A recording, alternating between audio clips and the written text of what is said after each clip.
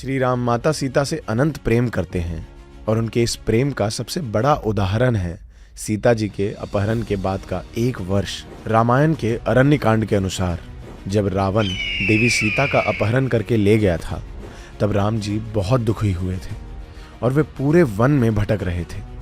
गुस्से में आकर श्री राम ने पूरे ब्रह्मांड में यह ऐलान किया था कि अगर मेरी सीता नहीं मिली तो मैं इस पूरे संसार का विनाश कर दूंगा। आखिरकार रावण का वध होने के बाद वो पल आ गया जिसका सभी को बेसब्री से इंतजार था, श्री राम और सीता जी का मिलन। लेकिन उस पल में कुछ ऐसी घटना हुई कि लक्ष्मण जी और हनुमान जी सहित सब लोग चौंक गए। जब मां सीता श्री राम के सामने आई तो उन्होंने बड़े ही कठोर शब्दों में उनसे कहा कि वे सिर्फ अपने वंश की मर्यादा को कायम करने के लिए सीता जी को बचाने आए हैं।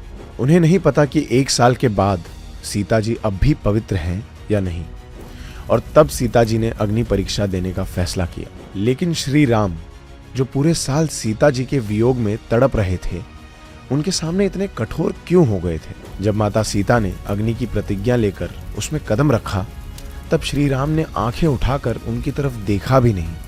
उनकी नजरें धरती की ओर थी, क्योंकि यह दृश्य उनके लिए अपनी आंखों से देखना मुमकिन नहीं था। जब मां सीता अग्नि से गुजरी तो उन पर एक आंच भी नहीं थी। लेकिन इस अग्नि परीक्षा का कारण ये नहीं था कि श्री राम को माता सीता पर कोई संदेह था। वे जानते थे कि सीता जी का मन किसी भी हालत में कलंकित नहीं हो सकता। लेकिन श्री राम और सीता जी कोई आम जीवन जीने वाले लोग नहीं थे। उनका कर्तव्य था अपनी प्रजा पर न्यायपूर्वक राज करना। ऐसे में यह आवश्यक था कि उनकी प्रजा उन पर किसी भी प्रकार के प्रश्न ना उठा सके। रामायण के उत्तरकांड के अनुसार 14 साल के वनवास के बाद श्री राम रावण को हराकर अपनी पत्नी मां सीता और भाई लक्ष्मण के साथ अयोध्या लौटे और उन्होंने अयोध्या के राजा का पद स्वीकार किया और साथ ही मां सीता अयोध्या की रानी बन गई। लेकिन इसी घटना से जुड़ी एक प्रचलित कहानी के अनुसार अयोध्या के कुछ लोगों को मां सीता का रानी बनना पसंद नहीं था, क्योंकि वो उन्हें अपवित्र समझ रहे थे। श्रीमद् भागवतम के 9वें सर्ग के 11वें अध्याय के अनुसार एक बार श्री राम भेष बदल कर अयोध्या में घूम रहे थे ताकि वो करीब से अपने लोगों की समस्या समझ सके। तब टहलते टहलते वो एक घर के पास जा पहुंचे जहां जोर जोर से झगड़े की आवाज आ रही थी। उन्होंने देखा कि एक आदमी अपनी पत्नी पर चिल्ला रहा था, तू पराये घर में रहकर आई है, मैं तुझे स्वीकार नहीं कर सकता। राम ने भले अपने पत्नी को स्वीकार किया हो, लेकिन मैं कोई राम नहीं। ये बात सुनकर श्री राम दुविधा में पड़ गए। हालांकि उन्हें मां सीता की पवित्रता पर कोई शंका नहीं थी, लेकिन वो नहीं चाहते थे कि अयोध्या की जनता अपनी रानी से नाखुश हो और उन पर सवाल उठाए।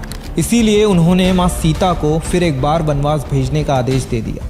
उन्होंने लक्ष्मण जी से कहा कि वो मां सीता को वन में छोड़कर आ जाए। माना जाता है कि अयोध्या के लोगों की ऐसी सोच पर और अपने ऊपर हुए इस अन्याय ने मां सीता को बहुत ज़्यादा क्रोधित कर दिया था और इसी क्रोध की अग्नि में उन्होंने अयोध्या को श्राप दे दिया कि यह नगरी हमेशा अफवाहों से पीड़ित रहेगी और इसका कभी विकास नहीं होगा।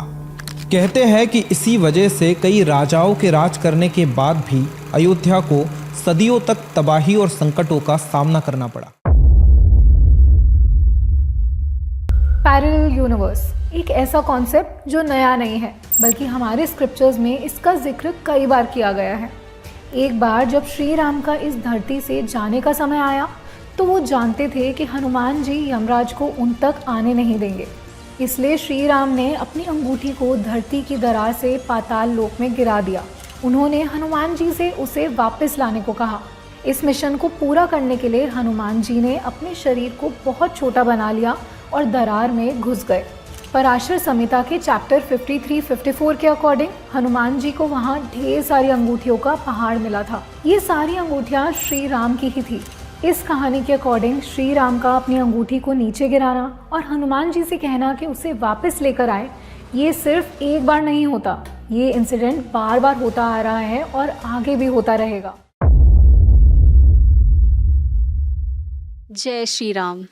रामायण की कथा कौन नहीं जानता। रावण नाम का एक राक्षस मां सीता का हरण कर लेता है, जिन्हें बचाने और धर्म की रक्षा करने के लिए श्री राम अपनी वानर सेना के साथ लंका पर आक्रमण कर देते हैं और एक भयंकर युद्ध होता है जिसमें रावण का वध किया जाता है।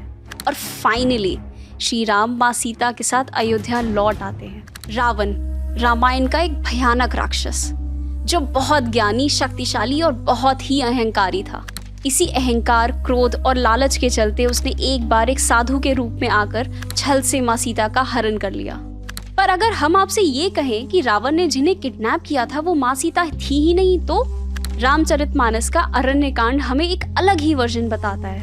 इसमें बताया गया है कि कैसे श्री राम को शायद रावण की चाल के बारे में पहले ही पता चल गया था और उन्होंने पहले ही माँ सीता को अग्निदेव के प्रोटेक्शन में भेज दिया था। वो चली गई और वहाँ अपनी परछाई को पीछे छोड़ गई, जिन्हें माया सीता कहा गया है। तो इसका मतलब ये हुआ कि जिन्हें रावण बंदी बनाकर अपने साथ लंका ले गया वो माता सीता नहीं बल्कि उनकी परछाई माया सीता थी। रावण के साथ युद्ध करने के पीछे का असली कारण था इस धरती को रावण के अत्याचारों से मुक्त कराना। रामचरितमानस के लंका कांड में ये भी कहा गया है कि युद्ध के बाद जो अग्नि परीक्षा ली गई वो असली माता सीता को वापस लाने का तरीका था।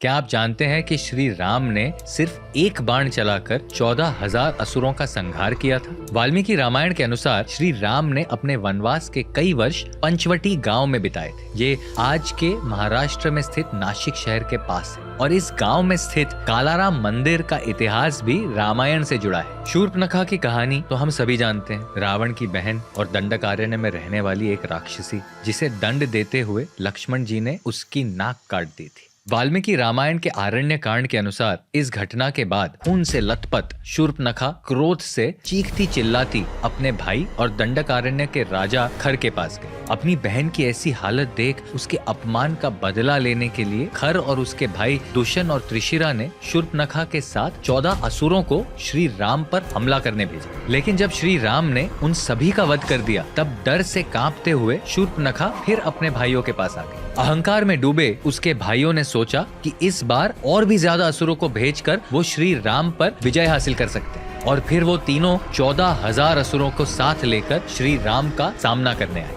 हजारों की संख्या में आए असुर सभी दिशाओं से श्री राम पर हमला करने लगे, लेकिन फिर श्री राम ने अपना गंधर्व अस्त्र निकाला और आसमान की ओर एक बाण छोड़ा। देखते ही देखते ये बाण हजारों बाणों में बदल गया और इससे पहले कि असुर कुछ समझ पाते उन सभी 14,000 असुरों का वध हो गया। इसके बाद श्री राम ने खर, दुष्यंत और त्रिशिरा का भी वध कर दिया और दंडकारण्य असुर राज से मुक्त हो गया। माना जाता है कि जिस जगह ये घटना घटी थी वहीं आज पंचवटी का कालाराम मंदिर स्थित है। इस मंदिर में स्थापित श्री राम और माँ सीता की मूर्तियां काले रंग की हैं और इस मंदिर की इमारत को भी काले पत्थरों से ही बनाया गया है। श्री राम ने काल बनकर इन असुरों को मौत के घाट उतारा था और इसी के सम्मान में यह मंदिर बनाया गया है।